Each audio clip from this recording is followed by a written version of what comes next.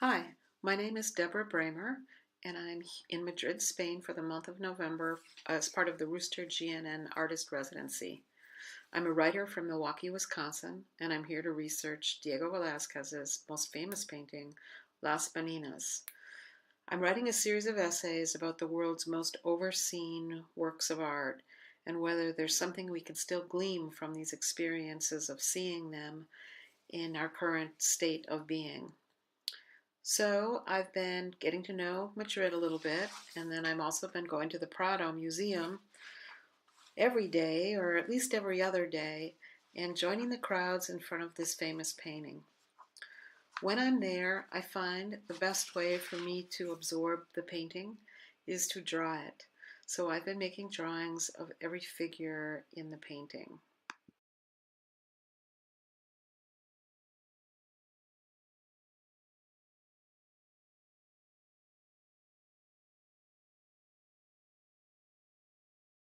I didn't realize it until I got here that Picasso did the same thing. In 1957, he stood in front of the painting at the Prado and he drew 57 sketches of the various figures in the painting that later turned into paintings. I'll be going to Barcelona next week to the Picasso Museum to see all 58 of these drawings and paintings.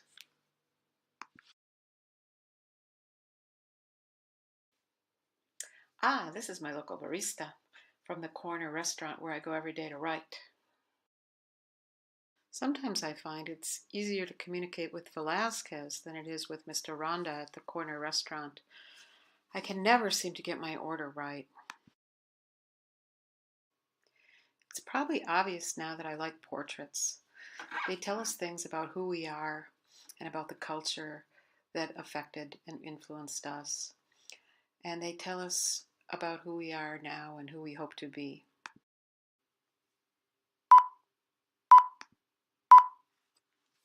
Legacies continue. 150 years after Las Meninas, Goya paints a portrait of King Charles IV and his family. He borrows the language of Velázquez with a stretched canvas visible on the left side and his own image pushed into the background corner. In Goya's portrait, the royal family glitters and stands formally. What I like best is the large, deep shadow cast from the towering canvas and unseen light source on the left.